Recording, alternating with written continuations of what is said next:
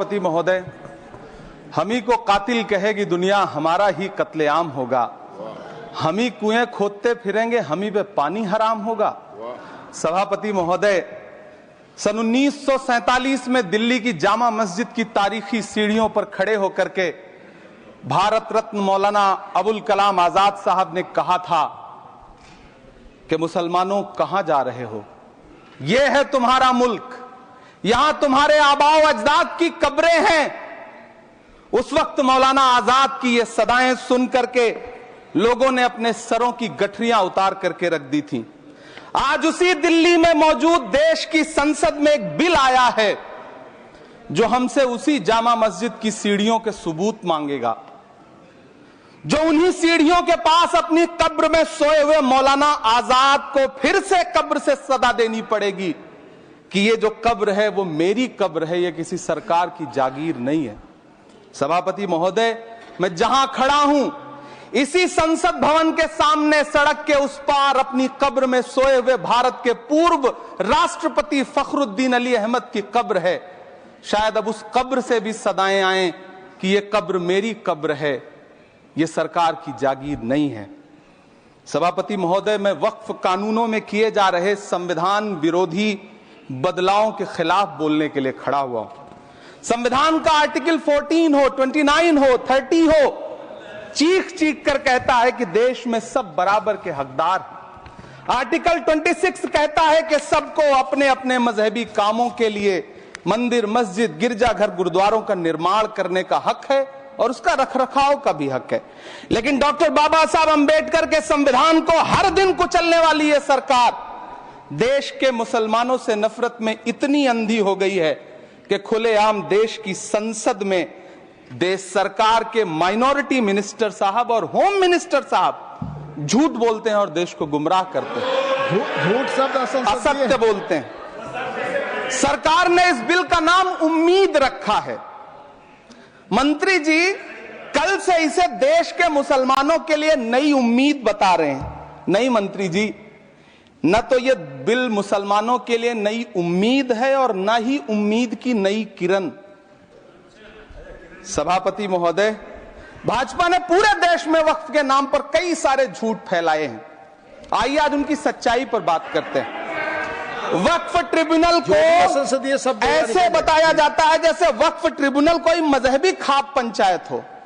सभापति महोदय, जबकि सच्चाई यह है कि वक्फ ट्रिब्यूनल भी तो सरकारी न्यायिक विभाग है जिसमें सरकार द्वारा नियुक्त जज होते हैं, जिसमें प्रशासनिक अधिकारी होते हैं, कहीं ऊपर से थोड़ी आ गए।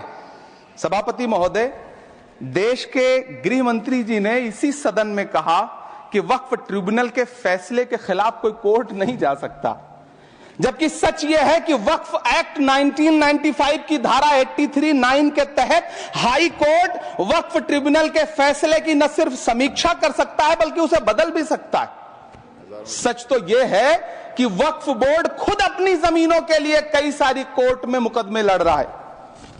सभापति महोदय, दिल्ली की जिन 123 संपत्तियों को लेकर कल माइनॉरिटी मिनिस्टर, होम मिनिस्टर साहब और अभी आदरणीय नेता सदन बात कर रहे थे, आइए उनकी सच्चाइयों पे भी बात करते हैं। 1911 में जब अंग्रेजी हुकूमत ने कोलकाता के बजाय दिल्ली को राजधानी बनाने का फैसला किया तो रायसीना हिल्स के चारों तरफ जो मुसलमानों की ढेर सारी जमीनें थी उनको एक्वायर किया गया और लुटियन को इसकी तामीर की जिम्मेदारी सौंपी गई।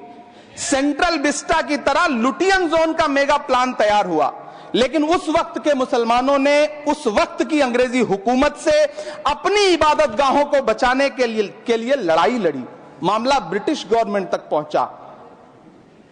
तब यह तय हुआ कि वो जो धार्मिक स्थल हैं उन्हें जस का तस रहने दिया जाएगा। इंडिया गेट के बगल वाली मस्जिद हो, जाब्तागंज, सुनहरी बाग मस्जिद हो, पार्लियामेंट रोड वाली मस्जिद हो, ऐसी 123 संपत्तियों के मैनेजमेंट के लिए 1913 में मुसलमान वक्फ वैलिडेशन एक्ट बना और उसके बाद एक नया शहर बसाया गया जिसे लुटियंस जोन का नाम दिया गया।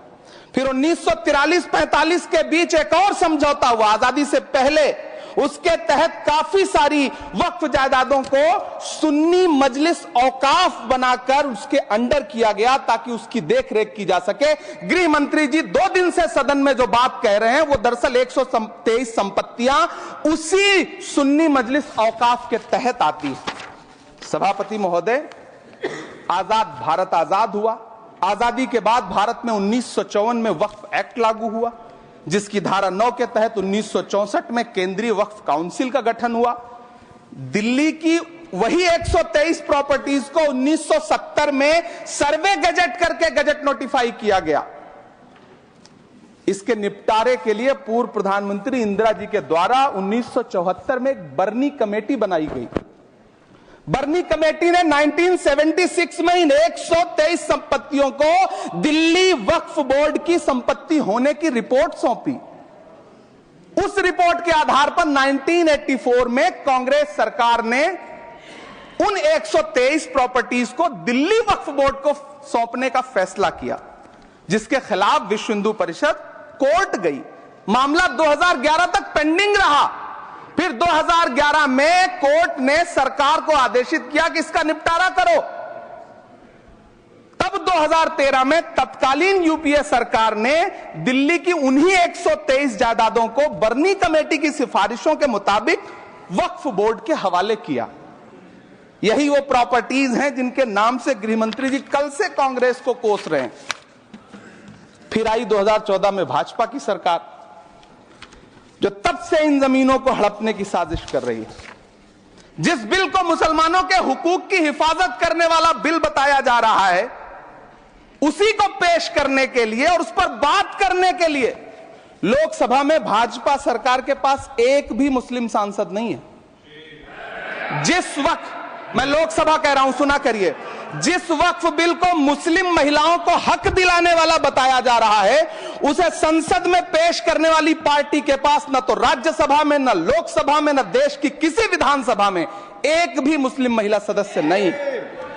कल किरण रिजिजू जी कह रहे थे कि रेलवे की जमीनें देश की जमीनें हैं, डिफेंस की जमीनें देश की जमीनें हैं। हां मंत्री जी, हैं, बिल्कुल हैं। ये जो वक्फ की जमीनें हैं, ये हमारे पुरखों ने धार्मिक कामों के लिए डोनेट किया है। तो हम भी तो इसी देश के नागरिक हैं, हम भी तो इसी देश के बेटे हैं। तो वक्फ की जमीनें भी तो इसी देश की जमीनें हैं, उनको पराया क्यों बोलते हैं आप? सभापति महोदय, अशफाकुल्लाह खान जब फैजाबाद की जेल में फांसी के फंदे पर झूल रहे थे, तो इसी देश की जमीन के लिए झूल रहे थे ना। सभापति महोदय, अंडमान की जेल में काला पानी की सजा काटकर अपनी जान देने वाले मौलाना फजले हक खैराबादी हो या शेर खान अफरीदी हो, वो भी तो इसी जमीन के लिए अपनी जान दे रहे थे ना। सभापति महोदय, पाकिस्तान के खिलाफ लड़ते हुए अपनी जान देने वाले महावीर चक्र विजेता ब्रिगेडियर उस्मान हो या पाकिस्तान के पैटर्न टैंक उड़ाने वाला परमवीर चक्र विजेता वीर अब्दुल हमीद हो, वो भी तो इसी जमीन के लिए अपनी जान दे रहा था ना। और मंत्री जी, मैं इस सदन में अलल ऐलान ये कहता हूं कि जब भी इस देश की जमीन को लहू की जरूरत होगी, आपसे 2 कदम आगे इमरान खड़ा मिलेगा। ये मैं आपसे यकीन दिलाते हुए कह रहा हूं। सभापति महोदय, मैं सरकार से कहना चाहता हूं, हमसे हमारी इबादत गाहें तो मत छीनिए ना, हमारे घरों पे बुलडोजर तो मत चलाइए ना, हमारी कब्रों में तो हमें सुकून से सोने दीजिए ना। सभापति महोदय, माइनॉरिटी मिनिस्ट्री का बजट कट करके, मुस्लिम बच्चों की स्कॉलरशिप बंद करके अब सरकार कह रही है कि हम वक्फ की आमदनी से गरीब मुसलमानों का भला करेंगे।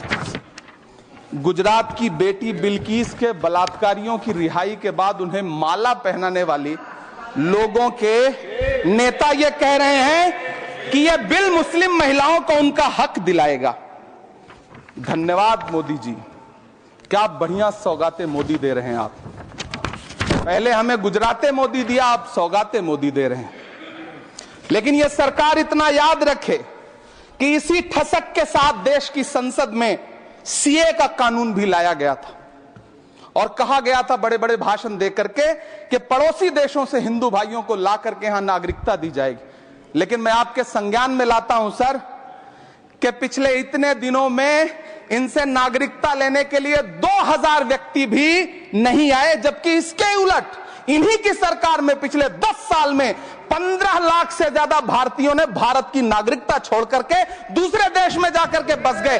यह हुआ उस कानून का अंजाम। सभापति महोदय, इसी तरह की जिद के साथ किसानों के खिलाफ भी कानून लाए गए थे।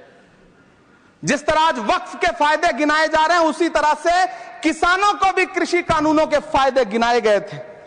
लेकिन अंजाम क्या हुआ? 700 किसानों की शहादत लेने के बाद सरकार को अन्नदाता किसानों के सामने घुटने टेकने पड़े और कृषि कानून वापस लेने पड़े।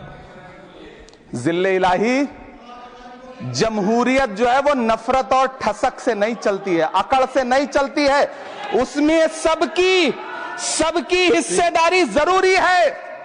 कल देश के माइनॉरिटी मिनिस्टर ने लोकसभा में खड़े होकर एक शेर सुनाया था कि मुझसे कोई बदगुमान न हो, तो मैं उन्हें एक शेर सुनाना चाहता हूं कि मैं आज जद पे हूं तो इतना खुशगुमान न हो, मैं आज जद पे हूं तो इतना खुशगुमान न हो, चराग सबके बुझेंगे हवा किसी की नहीं।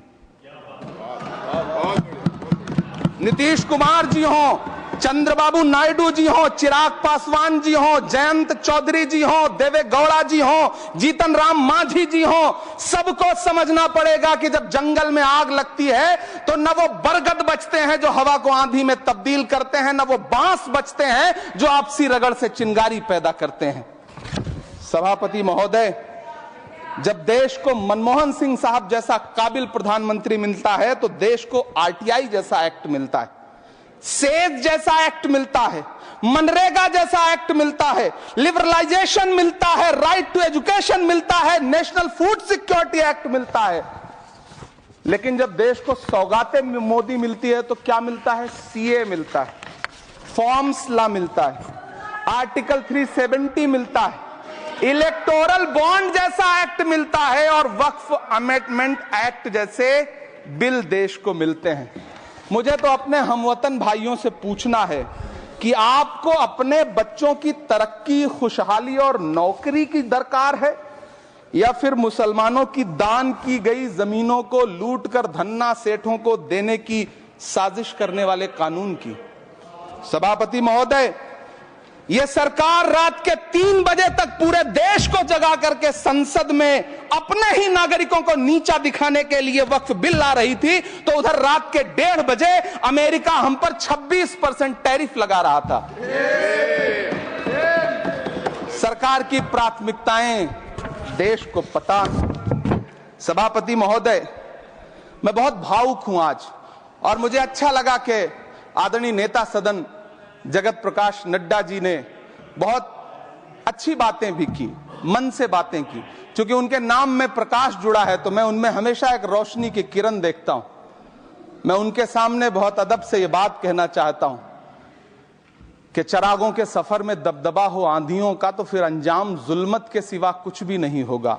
ये दुनिया नफरतों के आखिरी स्टेज पर है, इलाज इसका मोहब्बत के सिवा कुछ भी नहीं होगा।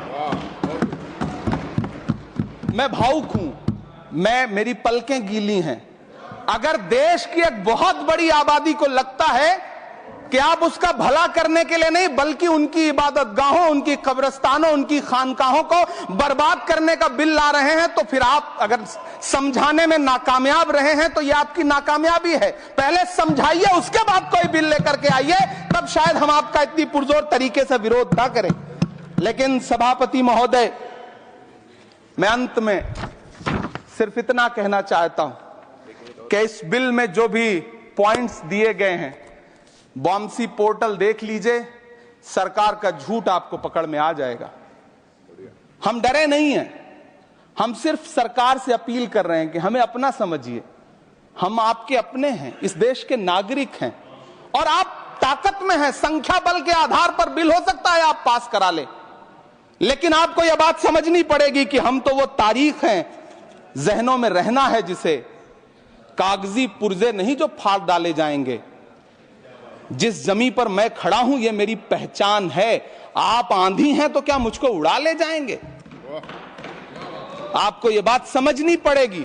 आपको अगर इतना विपक्ष की तरफ से पहले जेपीसी में इतने सारे पॉइंट्स आए और उसके बाद कल से लोकसभा में और राज्यसभा में सुझाव आप सुनने को तैयार नहीं है, लोगों की शंका को दूर करने के बारे में आप बिल्कुल सोच नहीं रहे, बस आप कह रहे हैं यह बिल उम्मीद की नई किरण है। नहीं साहब, इसे भले किरण जी लेके आए हैं, लेकिन ये उम्मीद की नहीं बल्कि नाउम्मीदी की किरण है। और इस देश की एक बहुत बड़ी आबादी इस बात से खदशे में है, शक में है कि आप सीधे उनकी जमीनों को लूट करके धन्ना सेठों को बेचना चाहते हैं। मेरी अब भी आपसे अपील है कि इस बिल को वापस लीजिए। यह बिल कहीं से आपके अपने नागरिकों के लिए अच्छा नहीं है। यह बिल सिर्फ इस देश के मुसलमानों को नीचा दिखाने का और अपने एक ऐसे मतदाता वर्ग को खुश करने का बिल है जिनको इस बिल के पास हो जाने से कुछ मिलेगा भी नहीं, लेकिन आप एक नैरेटिव देना चाहते हैं, एक मैसेज देना चाहते हैं।